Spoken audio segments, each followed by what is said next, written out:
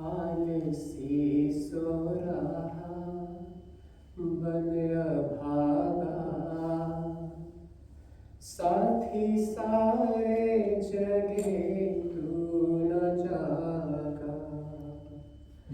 बेला अमृत गया आलसी सो रहा बन अभागा, साथी सारे जगे तू न जागा। झोलियां भर रहे भाग्य वाले, लाखों पतितों ने जीवन संभाले। झोलियां भर रहे भाग्य वाले, लाखों पतितों ने जीवन संभाले। रंग राजा बने भक्ति रस में सने, कष्ट भागा, साथी सारे जगे तू न जागा। बेला अमृत गया आलसी सो रहा बन अभागा, साथी सारे जगे तू न जागा। कर्म उत्तम थे नर्तन जो पाया, आलसी बन के हीरा गवाया। कर्म उत्तम थे नर्तन जो पाया, आलसी बन के हीरा गवाया। उल्टी हो गई मति करके अपनी क्षति रोने लगा, साथी सारे जगे तू न जागा। धर्म वेदों को देखा न भाला, बेला अमृत गया न संभाला। धर्म वेदों को देखा न भाला, बेला अमृत गया न संभाला। सौदा घाटे का कर हाथ माथे पे धर रोने लगा, साथी सारे जगे तू न जागा। प्राणी तूने न अब भी विचारा, सर से ऋषियों का ऋण न उतारा। प्राणी तूने न अब भी विचारा, सर से ऋषियों का ऋण न उतारा। हंस का रूप था गदला पानी पिया बन के कागा, साथी सारे जगे तू न जागा। बेला अमृत गया आलसी सो रहा बन अभागा, साथी सारे जगे तू न जागा। साथी सारे जगे तू न जागा। सबको प्रणाम, नमस्ते। हमें काउंसलिंग में, साइकोथेरेपी में एक चीज़ सिखाते हैं कि आप जब अपने पेशेंट के साथ, क्लाइंट के साथ काम करते हैं तो डिफरेंट मोडेलिटीज़ यूज़ करें, डिफरेंट फ्रेमवर्क्स यूज़ करें, depending upon the problem, depending upon the intensity of the problem, depending upon the length of the problem, depending upon the person, depending upon the sentiment temperaments of the person itself. लेकिन उसमें एक चीज़ बताते हैं कि जब कोई भी modality काम नहीं आती तब नैरेटिव थेरेपी काम आती है, which is called NT in our language. So जो आज का पिताजी का लेक्चर था, that was narrative therapy. So narrations change our lives, they have the potential to change our life. So they have the potential to change our lives, क्योंकि story से ही हमें बल मिलता है, स्टोरी से ही हम सीखते हैं। हमने पहले भी एक बार डिस्कस किया था, अगर आपसे पूछा जाए आप कनाडा क्यों आए, आप कहेंगे हमने एक स्टोरी सुनी थी, किसी ने कहा था कि कनाडा अच्छी जगह है इसलिए हम यहाँ हैं। हम किसी से कहें आपने मिसिसागा में घर क्यों लिया, उस एरिया में घर क्यों लिया, आप कहेंगे हमने स्टोरी सुनी थी। ठीक है, आपसे आपके पेरेंट्स से पूछें कि आपने अपने बच्चों को उस प्रोफेशन की और क्यों मोड़ा या क्यों फोर्स किया, वो कहेंगे हमने स्टोरी सुनी थी। तो इसलिए जब वो स्टोरी अलाइव होती है, जीवंत होती है, रियल होती है, ट्रू होती है, तो उसका इफेक्ट बहुत ज़्यादा बढ़ जाता है जब वो हाइपोथेटिकल नहीं होती। इसलिए मुझे तो ये लग रहा था कि आज उस लेक्चर के बाद और कुछ ना हो तो भी ठीक है, क्योंकि हम उसको डाइजेस्ट करें, उसको समझें और अपने जीवन में लेके आने की कोशिश करें। जैसे पिताजी ने बहुत से एग्जाम्पल दिए, अभी बहुत रिसेंट एग्जाम्पल्स में जो गुरु हुए हैं, सिख गुरु हुए हैं, जो आखिरी गुरु हुए हैं, तो उनकी तो पूरी लाइफ ही आत्मदान की थी, आत्म बलिदान की थी। जब एक 11 वर्ष का बच्चा अपने पिता को बोल सकता है कि इस समाज को, इस देश को, इस धर्म को किसी के बलिदान की आवश्यकता है, पिताजी आपसे बेटर कौन हो सकता है, तो वो बच्चा कोई और नहीं, वो बच्चा दशम गुरु थे जिन्होंने अपने पिता को ये बात कही, 9वें गुरु को। तो इस तरह के लोगों को, इस तरह के गुरुओं की संतान होकर भी हम कहाँ अटके हुए हैं, ये हमें देखना पड़ेगा, ये हमें समझना पड़ेगा। तो मेरा जो आज का टॉपिक है उसकी तरफ बढ़ते हैं। ईश्वर ने मनुष्य को 4 आश्रमों में बांटा, मनुष्य के जीवन को 4 आश्रमों में बांटा, और किसी योनि के जीवन को 4 आश्रमों में नहीं बांटा। सिर्फ मनुष्य के लिए ही ब्रह्मचर्य, गृहस्थ, वानप्रस्थ और संन्यास, ये 4 आश्रमों में हमें डिवाइड किया। और उसके लिए शब्द भी रखा आश्रम, ना कि आराम। ठीक है, वो आराम भी रख सकते थे, ब्रह्मचर्य आराम, गृहस्थ आराम, वानप्रस्थ आराम और संन्यास आराम। लेकिन ईश्वर ने श्रम भी नहीं कहा, आश्रम। जब आ आगे लग जाता है तो होता पूर्ण रूप से, अच्छी तरह से, चारों ओर से। जैसे हम बोलते हैं वास, आवास, जब हम बोलते हैं आवास, आवास का मतलब चारों ओर से घिरा हुआ, छत भी हो, दीवारें भी हो, पूरी तरह से। इसी तरह श्रम मतलब मेहनत, आश्रम का मतलब और अच्छी तरह, पूरी तरह से मेहनत। तो ईश्वर ने कहा कि प्रत्येक आश्रम में, अच्छा ये भी नहीं कहा कि ब्रह्मचर्य आश्रम, गृहस्थ आश्रम, उसके बाद वानप्रस्थ आराम और संन्यास आराम, ये भी नहीं कहा। सभी के पीछे आश्रम शब्द ही यूज किया।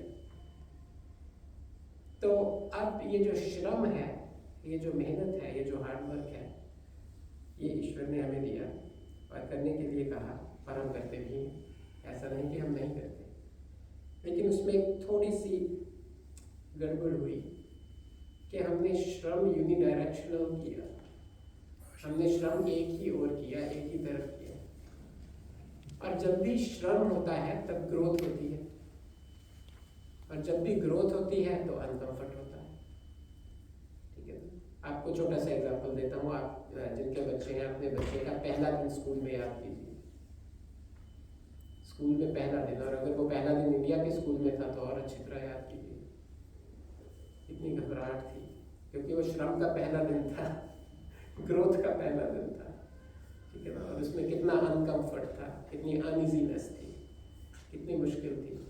चलिए आप अपनी जॉब का प्रोबेशन पीरियड याद कीजिए, पहली जॉब का। मेरे पास तो आजकल सिवाय चीनी के कोई एग्जाम्पल नहीं है। मैं अपने पहले 2 महीने याद करूँ जब मैंने चीनी छोड़ी। जब भी आप श्रम करते हैं, कुछ नया करते हैं, ग्रोथ की ओर बढ़ने की कोशिश करते हैं, तो आपको बहुत ज़्यादा अनकंफर्ट होता है। जिम का पहला हफ्ता याद कीजिए, अगर आप जिम गए कभी, ठीक है। आपको, मुझे ऐसे भी बॉडी बिल्डर्स मिले जिन्होंने कहा कि हम जब पहली बार जिम गए तो पहले 7 दिन में हमने 3 दिन टाइलनॉल ली, हमें लगा पता नहीं क्या हो रहा है बॉडी में, इतनी पेन्स क्यों हो रही है। तो ग्रोथ के साथ अनकंफर्ट तो जुड़ा है, लेकिन क्योंकि हम इस संसार में, भौतिक संसार में रहते हैं, हमारे पास बहुत सारे रोल मॉडल्स हैं, इसलिए उनको फॉलो करते करते हम फिर भी उस अनकंफर्ट के थ्रू निकलते हैं, हम वो श्रम करते हैं और हम उस चीज़ की प्राप्ति करते हैं। जब बच्चा पहले हफ्ते स्कूल में रोया, हमने उसको स्कूल छुड़वाया नहीं। जब हम जॉब में प्रोबेशन में मुश्किल में थे और ये लग रहा था पता नहीं 90 दिन बाद क्या होगा, चलो जो भी होगा, हो सकता है यही निकाल दे, मैं तो लगा रहा हूँ, कोशिश करूँ, जो होगा देखा जाएगा, लेकिन हम भागे नहीं। क्यों? क्योंकि हमें बताने वाले बहुत थे, हमारे आगे बहुत सारी सक्सेस स्टोरीज थी, हमारे आगे लाइव एग्जाम्पल्स थे जिनको हम रोज सुनते थे, मिलते थे, बैठते थे, बातें करते थे, सीखते थे, इसलिए हम डटे रहे। लेकिन ईश्वर ने वेद में ये कहा कि ये सब कुछ जो आपने श्रम किया, यह गौण श्रम है, यह मुख्य श्रम नहीं है। अब गौण और मुख्य 2 शब्द हैं, इसको हम थोड़ा इजीली समझ लें। आप में से किसी ने देखा होगा या किया भी होगा, जब मंथन करके छाछ में से मक्खन निकालते हैं, तो जो वो प्रोसेस है मक्खन निकालने वाला, उसमें 2 प्रोडक्ट्स निकलते हैं हमें जब सारा प्रोसेस खत्म हो जाता है। एक होता है मक्खन, एक होता है छाछ। मक्खन होता है मुख्य, छाछ होता है गौण। अगर आपको फोर्स किया जाए कि दोनों में से एक को फेंक दो, फेंकना ही पड़ेगा, कोई ऑप्शन नहीं है, तो आई अज्यूम आप छाछ को फेंकेंगे, मक्खन को नहीं फेंकेंगे। लेकिन हम अपने रियल जीवन में मक्खन को फेंक चुके हैं और छाछ को चिपके हुए हैं। सो ईश्वर कहता है कि जितना भी आप ये श्रम कर रहे हैं, गलत नहीं है, छाछ भी गौण है, छाछ की अपनी इंपॉर्टेंस है, पर आप मक्खन से कंपेयर करिए, उतनी ही इंपॉर्टेंस है जितनी है, उससे अधिक नहीं है। तो हमने उस छाछ को अपना बना दिया और उस मक्खन को छोड़ दिया। तो यही हमारे जीवन की सबसे बड़ी विडंबना रही। और हमने बहुत सारा श्रम इस मटेरियलिज्म में, इस भौतिक जीवन को सुखी बनाने के लिए किया, जिसके बिना मुझे ऐसा लगता है, my opinion, I could be wrong, कि जिसके बिना चल सकता।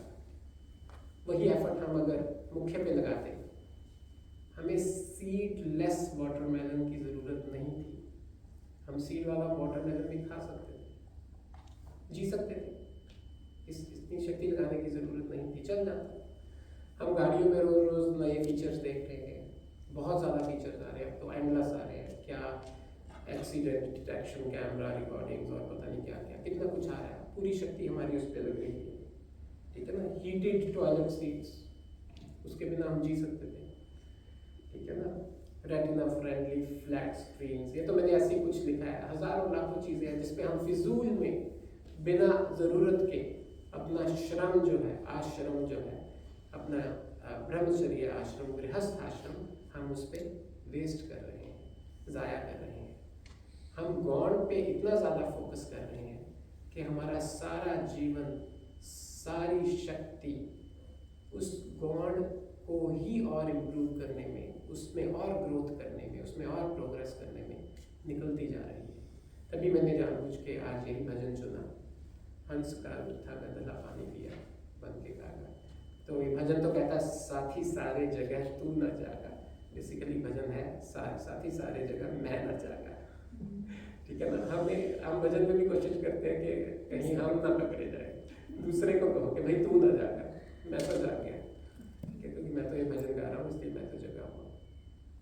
तो हम जो इस कमरे में बैठे हैं, हम भी कहीं इस गलतफहमी में ना रहें कि हम जो इस समय इस कमरे में नहीं है, अभी कुछ हो सकता है सो के भी ना उठे, कि हम उनसे बेटर हैं, ऐसा मत मान ले कहीं, तो बहुत बड़ी गड़बड़ हो जाएगी। और हम रोज यज्ञ में मंत्र पढ़ते हैं, ओम स्तुता मया वरदा वेद माता प्रचोदयन्ता, आयु प्राणम प्रजाम पशु कीर्तिम द्रविणम, 1 2 3 4 5 6, ठीक है, पर हमने अपना सारा जीवन द्रविणम तक आयु प्राणम प्रजा पशु कीर्ति द्रविणम इन 6 भी लगा दिए। जो 7वां था ब्रह्म वर्चसम, जो मुख्य था, ये 6 क्या थे? गौण। और जो 7वां था वो था मुख्य। उस 7वें पे ना ध्यान दिया, ना उसका अर्थ जाना, ना उसको पाने के लिए कुछ किया। तो उसका रिजल्ट यही हुआ कि हम देख रहे हैं कि दिन ब दिन बहुत अच्छा मेटीरियलिस्टिक जो प्रोग्रेस और डेवलपमेंट है वो हो रही है। और उसका रिजल्ट एक बड़ा इंटरेस्टिंग हुआ कि 1993 में जो वर्ल्ड का सबसे डेवलप्ड कंट्री था उस समय, जिसका नाम है जापान, उसमें एक आदमी जिसका नाम था वटारू टसुरुमी, TSURUMI, उसने किताब लिखी the complete manual of suicide. उस किताब का नाम था the complete manual of suicide. कल जब मैं इस किताब की खोज करने के लिए इंटरनेट पे गया तो फटाफट आ गया call 988, do you need to call us, do you need us to call you. उनको लगा कि कोई सुसाइड करने की कोशिश कर रहा है, इसलिए वो गूगल कर रहा है। तो ये किताब एक हफ्ते में 1 मिलियन कॉपीज बिक गई। और सरकार के पास कोई ऐसी रेगुलेशन नहीं थी कि इस किताब को बैन कर सके। तो क्या होना शुरू हुआ कि धीरे धीरे कुछ ऐसे सुसाइड्स हुए जिनके बगल में ये किताब मिली, और वो सुसाइड यूथ में हुए। फिर सरकार ने इस किताब को बैन किया। तो अगर हम गौण के साथ चल के मुख्य को छोड़ देंगे तो अल्टीमेट एंड ये है डेवलपमेंट का, जो कि मैंने तो बनाया नहीं, आप गूगल कर लीजिएगा इस बुक को, इस राइटर को, ठीक है। जापान की सबसे क्या बोलते हैं, हाईली सोल्ड बुक, ठीक है ना, मोस्ट रेड बुक। उसमें अलग अलग तरीके बताए हैं उनमें बताया है कि इसमें कम पेनफुल है, कौन से ज़्यादा पेनफुल है। और क्यों? क्योंकि इस जीवन में एक अजीब सा खोखलापन, एक अजीब सा दुख, एक अजीब सी अशांति, एक अजीब सी न्यूनता बनी ही रहती है जब तक हम गौण के साथ चिपके रहते हैं और मुख्य की ओर नहीं बढ़ते। तो फिर शिष्य ने गुरु से पूछा कि हे गुरुवर, अब आपने ये तो बता दिया कि गौण ये है, मुख्य ये है, तो फिर मुख्य क्या है, उसको पाने के लिए क्या करें? तो पतंजलि ऋषि ने लिखा अपने ग्रंथ योग दर्शन में कि मुख्य को पाने के लिए सर्वप्रथम मुख्य को गोल बनाए, बाकी सब बाद में करेंगे। अभी आपका गोल ही नहीं है मुख्य, ठीक है। गौण आपके लिए मुख्य है, और कुछ लोगों के लिए मुख्य गौण है, और कुछ लोगों के लिए मुख्य नॉन एग्जिस्टेंट। असली बात तो यही है।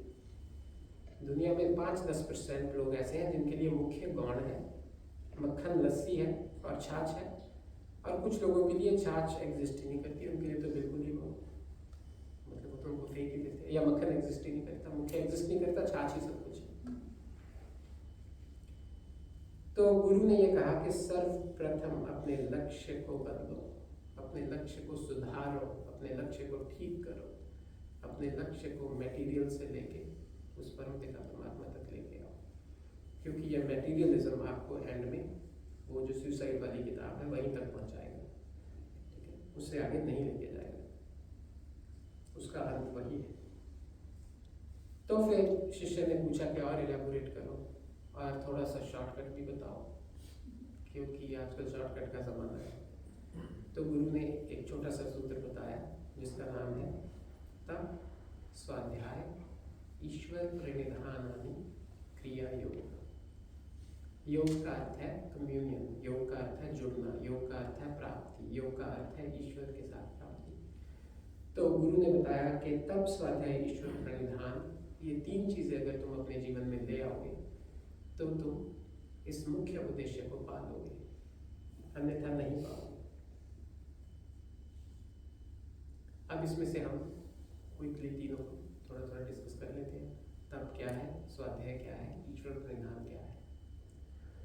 लेट अस अज्यूम कि हम में से एक व्यक्ति आज जाके ये सोचता है कि ठीक है, अब मैं अपना गोल चेंज करूँगा और मुख्य को अपना गोल बनाऊँगा।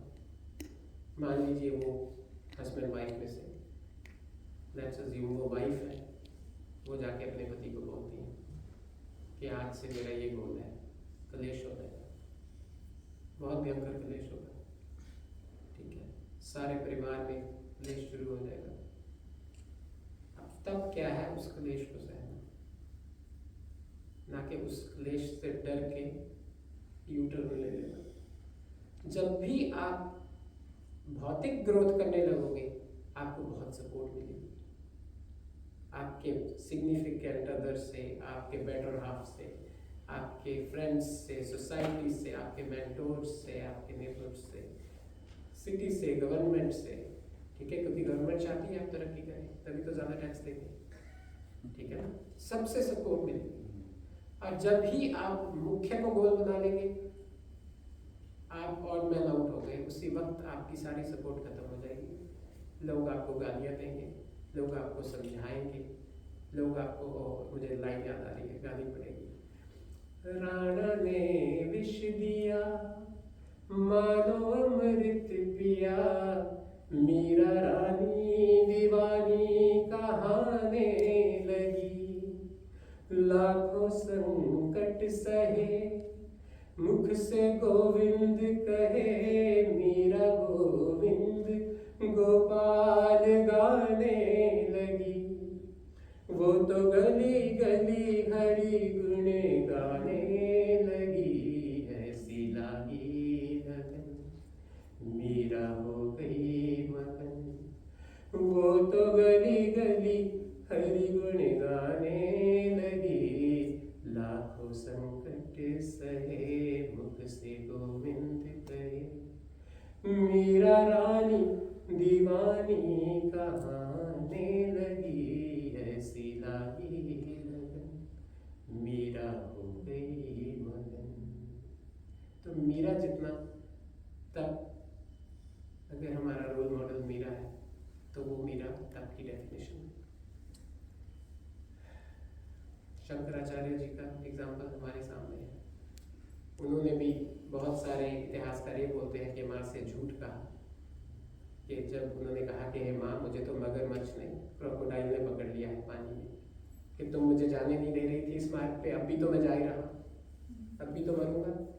तो माँ ने कहा अच्छा, तुम्हें अगर ये छोड़ देगा तो मैं तुम्हें जाने दूंगी, ठीक है। तो उन्होंने भी जीवन में तप किया, जितने पिताजी ने उदाहरण दिए वो भी सारे तप के उदाहरण हैं। जिस दिन आप इस मुख्य को अपना गोल बनाएंगे, आपकी लाइफ 10 गुना टफ हो जाएगी।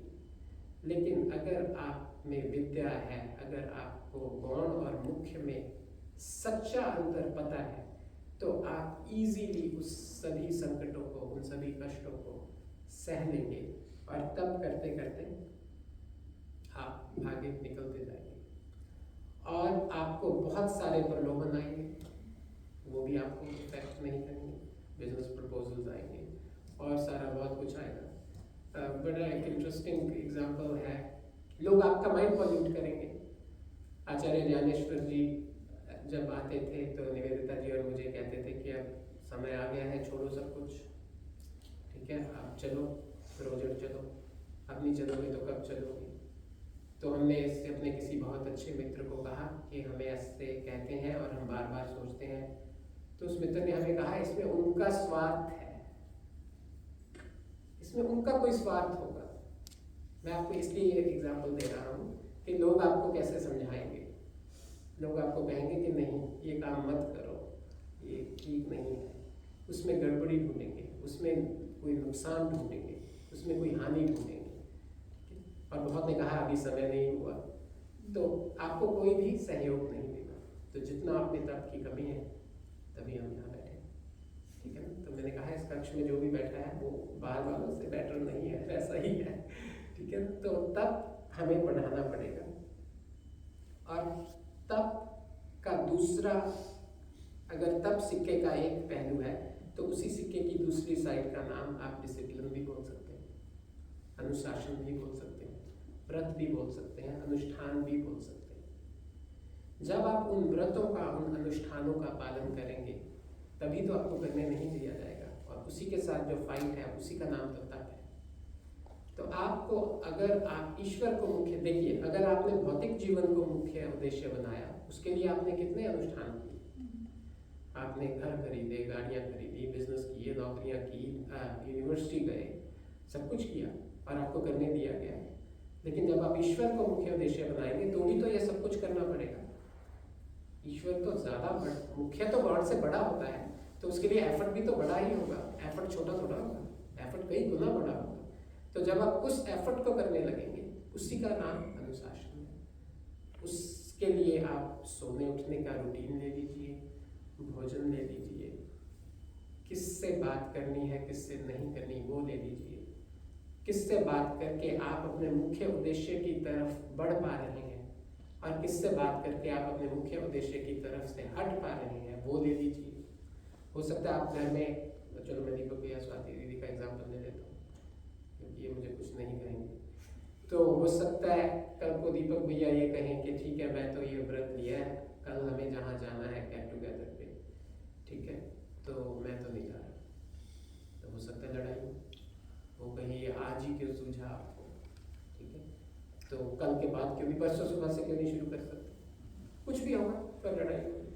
तो इसलिए आपको चारों ओर से रोका जाएगा। तो उस अनुशासन को पकड़े रखना और उस पर चलना, यही तप है, यही अनुष्ठान है। आप उस अनुशासन पे कैसे चल पाए, उसके लिए भी तो कोई रोल मॉडल चाहिए। इस तरफ तो सारे रोल मॉडल हैं। आपको पार्टी पे जाने के 10 फायदे गिनवाए जाएंगे, आपके बिजनेस के लिए, आपके फायदे के लिए, आपके भौतिक फायदे के लिए, लेकिन ना जाने के फायदे गिनवाने वाला कोई नहीं है। तो उसके लिए किसको रोल मॉडल बनाए? तो उसके लिए एक मंत्र हम बार बार पढ़ते हैं। इस मंत्र को लिख लें, इसके शब्दार्थ को याद करें और इसको दिन में 10 बार पढ़ें।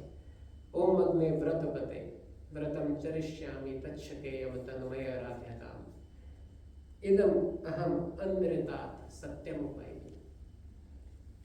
इसमें ईश्वर है, ईश्वर व्रत पते है, ईश्वर व्रतों का स्वामी है, ईश्वर सबसे बड़ा व्रतधारी है। उसको अपना रोल मॉडल बना दें जब तक कोई और नहीं मिलता। क्योंकि और तो ढूंढने से, अगर आप मिसागा में रहते हैं, ब्रैम्पटन में 7 वालों के घर खटखटाएंगे, कोई नहीं मिलेगा आपको, मुश्किल है। हो सकता है पूरे सिटी में ना मिले, हो सकता है पूरे प्रोविंस में ना मिले, लेकिन ईश्वर तो है। तो उस ईश्वर को अपना रोल मॉडल बनाए। और इस मंत्र को जब हम पढ़ते हैं, इसमें कहता है हे व्रतपते, मैं अब से अपने व्रत का पालन करूंगा। चरिष्यामि, जहाँ संस्कृत अगर आपने थोड़ी सी पढ़ी है, चरिष्यामि मतलब मैं अपने लिए बात कर रहा हूँ। मैं इस व्रत का जो रख लिया है मैंने व्रत, जो अनुष्ठान मैंने अपने लिए सोच लिया है, मैं इसका पालन करूंगा। तच्छकेयम तन्मय राध्यताम, तुम वो मुझे इस व्रत को का पालन करने के लिए राध्यता मतलब शक्ति दो, बल दो। कृपया मुझे बल दो ताकि मैं इसको पूरा कर पाऊँ। ईश्वर ही बल देगा। जैसे स्वामी सत्यपति जी बोलते थे ना कि जिसके साथ जो आपके क्लोजेस्ट बैठा है इस वक्त, स्वामी जी बोलते थे वो उससे बचो। स्वामी सत्यपति जी बोलते थे जो आपके सबसे करीब बैठा है इस वक्त उससे तक, ये अंडरलाइन जरूरी। इसलिए ईश्वर को, और ईश्वर तो आपके अंदर भी है बाहर भी है, जो आपके सबसे करीब बैठा है उसके भी करीब है कोई, उसको देखो भाई, उसके साथ चिपक जाओ, ठीक है ना। उसको अपना रोल मॉडल बना दो। तो उस ईश्वर को कहा है आगे इस मंत्र में, इदम अहम अनृतात्, कि अब मैं इस अनृत को अर्थात गौण को, त्यागने योग्य को, इंफीरियर को, अन्य को छोड़ता हूँ। सत्यम उपैमि, और जो मुख्य है, जो सुपीरियर है, जो खालस है, उसको अपनाता हूँ, जो सत्य है उसको अपनाता हूँ। और मुझे हे परमात्मा, क्योंकि तुम सबसे बड़े रोल मॉडल हो, तुम सबसे बड़े व्रतपति हो, इसलिए तुम मेरी सहायता करो और मुझे मेरे व्रत पे चलने के लिए प्रेरणा दो। और आप मेरा यकीन कीजिए, मेरा तो कोई भी प्राप्ति नहीं है अभी, लेकिन फिर भी मैं आपको बता सकता हूँ कि अगर हम ईश्वर से सच्चे दिल से कोई प्रार्थना करते हैं, ईश्वर डेफिनेटली सुनता है। हाँ, वो एक भजन मामा सुनाया करती थी, मांग बंदे मांग उस भगवान से, क्या मिलेगा मांग कर इंसान से। बहुत अच्छा भजन है, हम अगली बार गाएंगे। तो ईश्वर से जरूर मांगे। ईश्वर अगर आपकी भावना सच्ची है और एफर्ट ट्रू है तो आपकी हेल्प करेगा। ऐसा हो ही नहीं सकता ना करे। वो ऐसे हालात बना देगा, वो आपका कवच बन जाएगा, आपका कुंडल बन जाएगा। जैसे हमने कर्ण का सुना है ना महाभारत में, तो कवच कुंडल ने उसकी रक्षा करी। तो ईश्वर इस तरह आपका कवच और कुंडल बन के आपकी रक्षा करेगा। अब second part which is swadhyaya. Swadhyaya has two components, it has two parts. First is self introspection and second is arsha ग्रंथों का पठन पाठन। अब सेल्फ इंट्रोस्पेक्शन को थोड़ा सा और डिटेल में चले जाते हैं। जब आप तप कर रहे हैं, मान लीजिए आप कोई अनुष्ठान कर रहे हैं, आप कोई व्रत ले रहे हैं, तो आपने ये देखना है रोज रात को, जब हम शिविर पे जाते थे रोजर में, तो स्वामी सत्यपति जी एक कक्षा लेते थे, वो स्वयं लेते थे आखिरी कक्षा 9 से 9:30। उस कक्षा का नाम था आत्मनिरीक्षण। तो उसमें आपको अपने जो उस दिन में त्रुटियां हुई, जो गलतियां हुई, वो बतानी है, फिर आपको दंड मिलता था उसके बेसिस पे। और मोस्ट कॉमन दंड यही था कि कल के लंच और डिनर में से एक आपको नहीं मिलेगा, वो आप खुद चूज कर लो, ठीक है, जैसे जो जितना आप झेल सकते हैं। तो स्वामी जी उस आत्मनिरीक्षण में एक चीज बहुत अच्छी बताते थे कि एक सबसे खतरनाक अवगुण है जो आपको आत्मनिरीक्षण करते हुए भी आपका लाभ नहीं होने देगा, उसका नाम है तुष्टि दोष।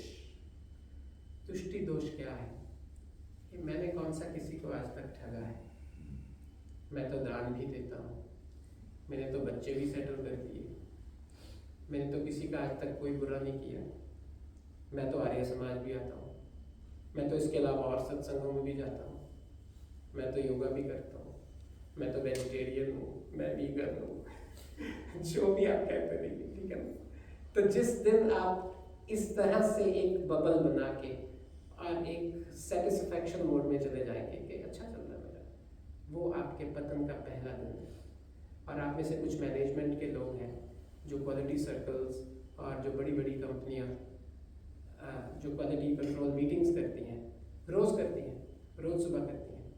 तो उस मीटिंग का यही पर्पस होता है कि हमारे एग्जिस्टिंग फंक्शंस में, एग्जिस्टिंग प्रोसीजर्स में कुछ गड़बड़े हैं, कुछ प्रॉब्लम्स हैं, हमें उनको ढूंढना है और ढूंढ के ठीक करना है। उन मीटिंग्स में एक भी मीटिंग ऐसी नहीं होती जिस दिन वो सभी कहते हैं सब बढ़िया चल रहा है, कुछ ठीक करने की आवश्यकता नहीं है। अगर वो मीटिंग होती है तो ऐसा कहा गया है मैनेजमेंट की बुक्स में कि वो कंपनी उससे 5 और 10 साल बाद एग्जिस्ट नहीं करेगी, उसका नाम खत्म हो जाएगा, क्योंकि उसका पतन उस दिन से शुरू हो गया। तो आपको ये बहुत ज़्यादा ध्यान रखना है कि जब आप अपना आत्मनिरीक्षण कर रहे हैं तो please compare yourself with superior. तुष्टि दोष में मत आइए। आप ये देखिए, क्या मैंने आज 2 घंटे उपासना की, क्या मैंने आज स्वाध्याय किया, क्या मैंने आज अष्टांग योग का पालन किया, क्या मुझे संस्कृत बोलनी आती है, मैं कौन सी समाधि तक पहुंचा, समाधि की टाइप्स हैं उसमें से कौन सी समाधि तक पहुंचा, मैंने क्रोध पर, अहंकार पर, लोभ पर, अपनी चतुराई पर, चालाकी पर, अपनी कामनाओं पर विजय पाली, क्या मुझे चिंता सतानी बंद हो चुकी है। इस तरह से हायर गोल्स को बनाएं और उसके साथ अपने आप को कंपेयर करें, तब आपका आत्मनिरीक्षण जो है, सेल्फ इंट्रोस्पेक्शन है, उसका आपको लाभ मिलेगा।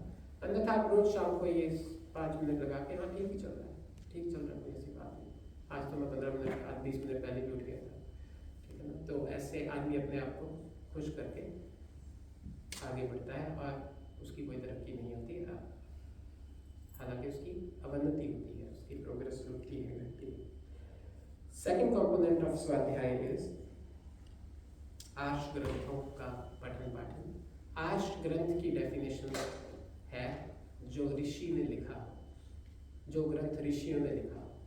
ऋषि की डेफिनेशन है जो तत्ववेता हो, जिसने परमात्मा का साक्षात्कार किया। अब आप कोई भी किताब पढ़ने से पहले ये सोच लें कि क्या ये आर्ष है या नहीं है। फिर भी अगर आप पढ़ रहे हैं तो उस किताब की हर लाइन और हर शब्द को ईश्वर का वचन ना माने, नहीं तो गड़बड़ हो सकती है बहुत ज़्यादा। केवल और केवल ऋषिकृत ग्रंथों को आप, जिसको बोलते हैं, पर आप अंधविश्वास कर सकते हैं, because they have already achieved something that you are striving for, and after achieving that they have written this book, ठीक है ना। तो आप, जैसे आप कोई नई गाड़ी लेते हैं, उसका मैनुअल जो होता है साथ में, उस पर आप यकीन कर सकते हैं, क्योंकि वो मैनुअल उसी ने बनाया है जिसने गाड़ी बनाई है, है ना, जिसने उस गाड़ी को सक्सेसफुली लॉन्च किया है। तो इसी तरह आप उस ऋषि के ग्रंथ को ही स्वाध्याय का ग्रंथ मान सकते हैं जिसने ईश्वर साक्षात्कार किया है, तभी कहा है ऋषिकृत ग्रंथ। और एक बड़ी इंटरेस्टिंग मुझे फाइंडिंग मिली कि जो स्वाध्याय है उसको परम धर्म कहा गया है, कि सभी धर्मों में से सबसे बड़ा धर्म जो है वो स्वाध्याय है। अगर आपको आर्य समाज का तीसरा नियम किसी को याद है? वेद सब सत्य विद्याओं की पुस्तक है, वेद का पढ़ना पढ़ाना परम धर्म है। और ये परम धर्म शब्द ऋषि ने कहाँ से लिया? ये छांदोग्य उपनिषद से लिया। छांदोग्य उपनिषद में लिखा है कि धर्म के 3 स्कंध हैं। स्कंध होता है तना, जो तना होता है ना पेड़ का, पूरा पेड़ उसी पे खड़ा होता है। जो आगे वाली टहनियाँ होती हैं वो भी उसी पे खड़ी होती हैं, जो फूल होते हैं वो भी उसी पे होते हैं, जो पत्ते होते हैं वो भी उसी पे होते हैं, जो फल होते हैं वो भी उसी पे होते हैं। तना नहीं तो कुछ नहीं। तो धर्म के जो 3 स्कंध छांदोग्य उपनिषद में लिखे, उसमें एक लिखा यज्ञ, दूसरा लिखा अध्ययन और स्वाध्याय, तीसरा लिखा दान। ये 3 परम धर्म है, उसमें से एक स्वाध्याय है। तो इसके स्वाध्याय करना बहुत आवश्यक है। और ऋषिकृत ग्रंथों में लिखा स्वाध्याय परम निधि है। निधि का अर्थ आपको मोटी भाषा में जितने भी आपके पास मटेरियलिस्टिक रिसोर्सेज हैं, जो भी चीज़ आपके पास डॉलर वैल्यू में है उसको बोलते हैं निधि। वो तो है निधि, वो तो जितना आपका जीवन बचा है उस दिन तक के लिए है, वो सौ निधि है, परम निधि नहीं है। तो स्वाध्याय परम निधि है, क्योंकि ये इस जीवन के बाद भी आपके साथ रहेगी, ये अगले जन्मों में भी आपके साथ जाएगी, ये आपको आगे और आगे बढ़ाने में आपके काम आएगी, इसलिए ये परम निधि है। तो जो हमने शुरू में बात की मुख्य और गौण वाली, तो जो ये हम इकट्ठा कर रहे हैं ये है निधि, ये है गौण, और जो स्वाध्याय है ये है परम निधि। और अब आप खुद देखिए, हम सभी देखेंगे पिछले 30 दिनों में हमने परम निधि कितनी इकट्ठी की और निधि कितनी इकट्ठी की। अगर हम एवरेज 8 घंटे रोज भी जॉब पे जा रहे हैं, चलिए मान लीजिए, बस उसके अलावा भी बहुत कुछ कर रहे हैं, तो भी हमने पिछले 30 दिन में लगभग 150-200 घंटे निधि इकट्ठी की। तो क्या हमने इस हिसाब से परम निधि होनी चाहिए 150 × 5, तो क्या हमने 700-800 घंटे परम निधि इकट्ठी की पिछले 30 डेज में? तो इस तरह से अपने आप का आत्मनिरीक्षण करते रहिए और आपको पता लगता रहेगा। तीसरा जो कहा गया है स्वाध्याय को, वो कहा गया है परम योग। 3 चीजें हो गई, याद रखिए, परम धर्म, परम निधि, परम योग। परम योग क्यों कहा है इसको भी प्रूव करना पड़ेगा। पिताजी ने अपने लेक्चर में कहा अष्टांग योग, जो सभी ऋषि मुनि मानते हैं कि ईश्वर प्राप्ति का एक ही साधन है। अब अष्टांग योग के 8 अंग याद है किसी को? यम नियम आसन प्रत्याहार हो जाए तो ठीक है। हाँ, यम नियम आसन प्राणायाम प्रत्याहार धारणा ध्यान समाधि 8 हो गए। उसमें जो नियम है उसी से तो ये जो सूत्र जो हम जिसकी चर्चा कर रहे हैं वो नियम से ही तो निकला है। नियम क्या है? शौच संतोष तब स्वाध्याय ईश्वर प्रणिधान। शौच संतोष तब स्वाध्याय ईश्वर प्रणिधान। तो ये जो सूत्र हमने पढ़ा वो भी यही था, तब स्वाध्याय ईश्वर प्रणिधान यानी क्रिया योग। तो शिष्य ने गुरु से कहा कि ये तो आपने 8 अंग बता दिए और उसमें से 5 यम 5 नियम 10 ये हो गए, प्लस 6 और हो गए, 16 हो गए, कुछ थोड़ा फास्ट ट्रैक करो, इजी करो, कुछ काम होमवर्क कम दो लेकिन रिजल्ट सेम आए। तो फिर ऋषि ने एक सूत्र बनाया, तब स्वाध्याय ईश्वर प्रणिधान आदि क्रिया योग, कि यहाँ से शुरू कर लो, बाकी खुद ब खुद तुम्हें आते जाएंगे। तो हमने तब को डिस्कस किया, हमने स्वाध्याय को डिस्कस किया, हमारे पास समय कम है, अब अभी क्विकली ईश्वर प्रणिधान को भी डिस्कस कर लेते हैं। ईश्वर प्रणिधान जो है ये हमने पहले भी एक दो बार डिस्कस किया है, लेकिन इसको एक नए तरीके से देखने की कोशिश करते हैं आज हम। ईश्वर प्रणिधान का अर्थ है ईश्वर से उचित व्यवहार। अब ईश्वर से उचित व्यवहार क्या होता है?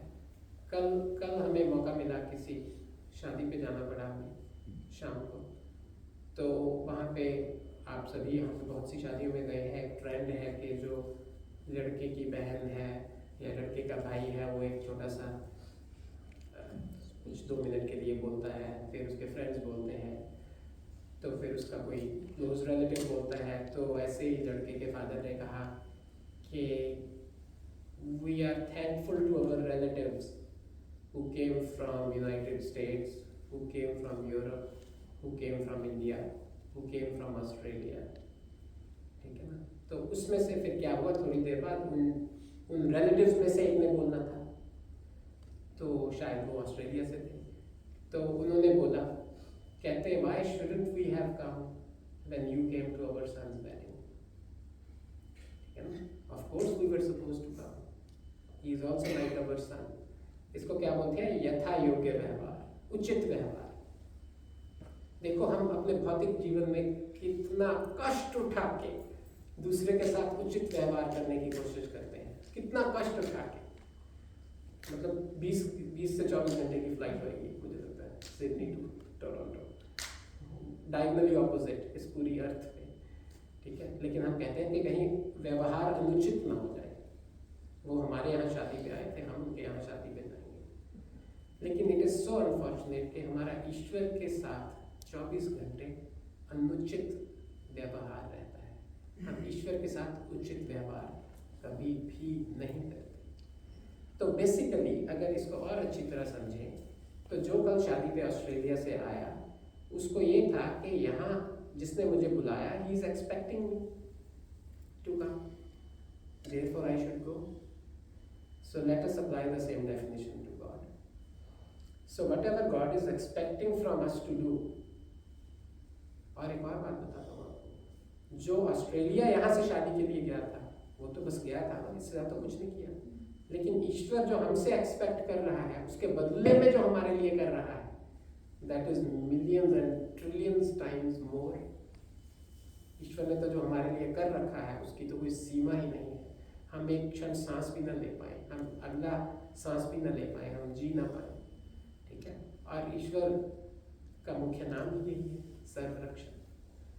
लेकिन उसकी एक एक्सपेक्टेशन भी है। हाँ, फर्क ये है कि कल वाला जो आपको केस मैंने बताया उसमें अगर एक्सपेक्टेशन पूरी ना होती तो क्रोध आता, द्वेष होता, लेकिन ईश्वर ऐसा नहीं करता, तभी वो ईश्वर है। ईश्वर हम पे क्रोध नहीं करता, ईश्वर हमसे द्वेष नहीं करता। लेकिन अगर हम ईश्वर की एक्सपेक्टेशन के अनुसार, जो एक बेसिक एक्सपेक्टेशन ईश्वर की है, आप मुझे ये भी पूछ सकते हैं कि ईश्वर की एक्सपेक्टेशन कहाँ लिखी है, बताओ। तो ईश्वर ने वेद में लिखा है, हमने शायद 2-3 बार पहले डिस्कस किया था जनवरी फरवरी में, कि ईश्वर ने एक मंत्र में लिखा है मनोरम, ईश्वर ने लिखा है अष्टांग योग का पालन करो, ईश्वर ने लिखा है निष्काम कर्म करो, ईश्वर ने लिखा है कि गौण को छोड़कर मुख्य को अपनाकर अपने सभी दुखों से छूट जाओ।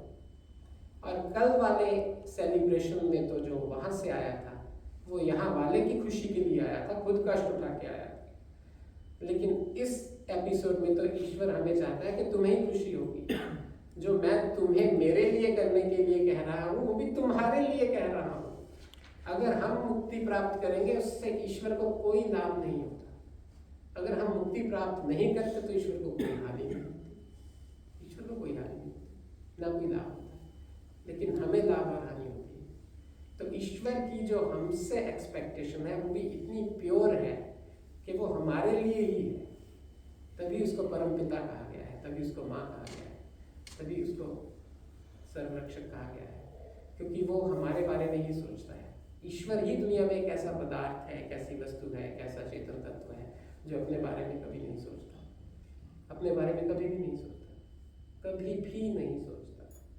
तभी कुछ लोग जिनको आज हम अपना रोल मॉडल्स मानते हैं, जैसे पिताजी ने स्वामी दयानंद सरस्वती के बारे में बताया कि जिसने उनको जहर दे दिया, कांच दे दिया, तो भी अपने बारे में भी नहीं सोचा। उसको कहा भाई तू ये पैसे लेके निकल, नहीं तो तुझे मरवा देंगे। ये है ईश्वरीय गुण, ये है ईश्वर से मित्रता, ये है ईश्वर की जो आपके से एक्सपेक्टेशन है उसको पूरा करना। तो ईश्वर की हमसे बहुत सारी एक्सपेक्टेशन है, ये तो हम अपने हर डिस्कोर्स में, हर डिस्कशन में डिस्कस करते हैं, ठीक है। तो तो वो आगे भी करते रहेंगे। तो ईश्वर प्रणिधान का अर्थ यही है, ईश्वर से यथा योग्य व्यवहार करें, ईश्वर से उचित व्यवहार करें। हमसे अगर गलती से भी किसी से अनुचित व्यवहार हो जाता है, हम कई बार कई दिन सोचते रहते हैं। हम घर में एक दूसरे को बताते हैं कि मेरे से परसों बड़ी गलती हुई, कल बड़ी गलती हुई, या कई बार हम उस व्यक्ति को फोन करके बताते हैं कि I am sorry, I shouldn't have said that, I should have thanked you, I think I didn't thank you enough. ठीक है, लेकिन हम ईश्वर के साथ सुबह उठने से लेकर रात के सोने तक अनुचित व्यवहार करते रहते हैं। और एक चीज और ध्यान रखिए, अगर आप सुबह उठने से लेकर रात के सोने तक अनुचित व्यवहार करते हैं, तो जो आपके अब सोने का जो पीरियड है वो भी अनुचित व्यवहार में गिना जाएगा। अगर आप सुबह उठने से लेकर रात के सोने तक उचित व्यवहार करते हैं, तो आपके सोने के 8 घंटे भी उचित व्यवहार में गिने जाएंगे। क्योंकि एक जो राक्षस है वो जब सोता है तो भी तो राक्षस ही है। राक्षस जब सो रहा है तो वो देवता थोड़ा, लेकिन जब देवता कोई सो रहा है तो वो सोते हुए भी देव ही है। तो इसलिए आपको ये बोनस 8 घंटे दे रहे हैं फ्री में, कि अगर आप अपने दिन को ईश्वर के अनुसार बनाएं, ईश्वर की आज्ञा अनुसार बनाएं, ईश्वर की एक्सपेक्टेशन के अनुसार बनाएं, तो रात के 8 घंटे भी उसी कैटेगरी में गिने जाएंगे। तो ये एक्स्ट्रा आपको पॉइंट्स मिलेंगे बिना कुछ किए। चलिए इसी के साथ मैं अपनी वाणी को